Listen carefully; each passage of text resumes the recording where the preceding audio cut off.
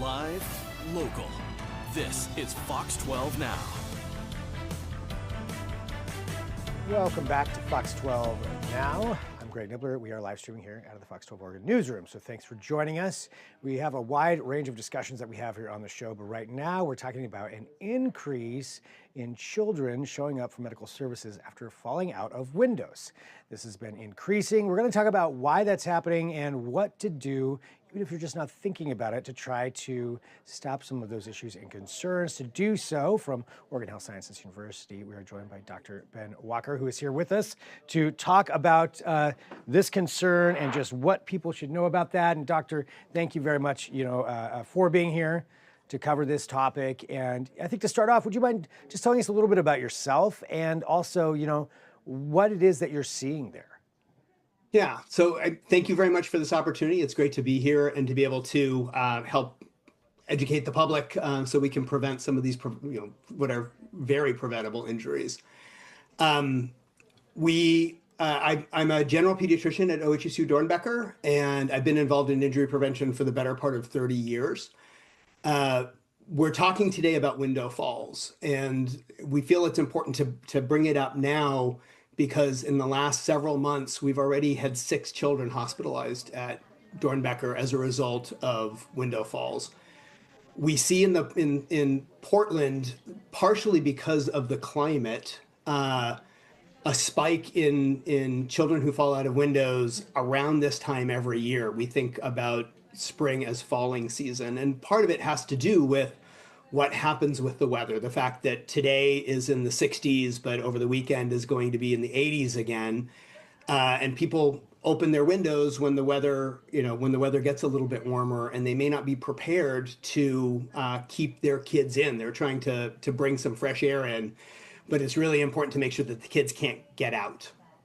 And Dr. Hoffman, I want to say, certainly, so you're seeing a lot of this happen, and it does make sense with this nicer weather.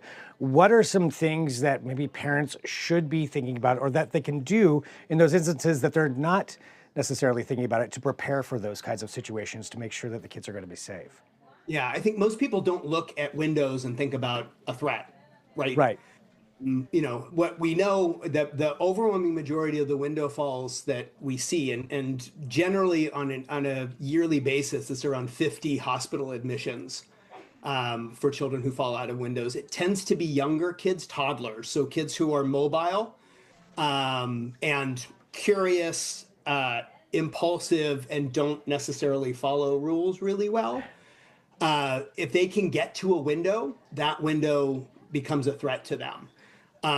Any window that is open more than 6 inches is going to be the thing that we want to prevent happening. People think about screens as a form of protection. We know that screens are really good at keeping insects out of the home, but it only takes about 5 pounds of pressure to pop a screen out.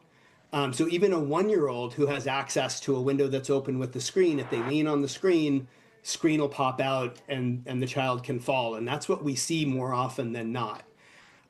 So making sure that people think about any window that's open, whether it's a first floor, second floor, third floor, whatever, that they think about that as a potential threat to the children who live in their home, who either live or spend time in their home, and either keep the windows closed or utilize any of a number of products that can allow a window to open less than 6 inches or serve to keep kids in.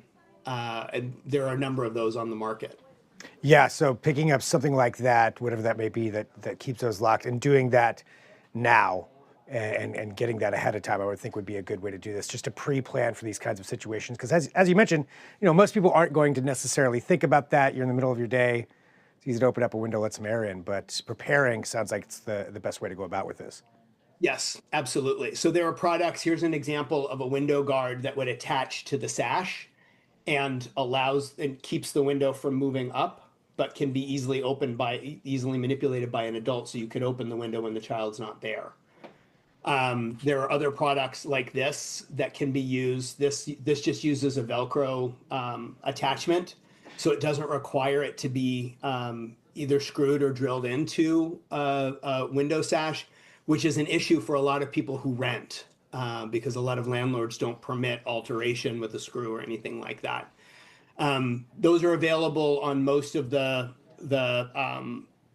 web-based platforms and in department stores and hardware stores. We also have them available at the Tom Sargent Safety Center up at Dornbecker, where we sell products like that at cost. But everything that we sell also goes out with specific education. So not only do parents learn how to use it appropriately, but we also work with them to identify other potential risks to the children in their homes. And I think as I'm talking, a lot of people are thinking about homes that have young children in them, all the time.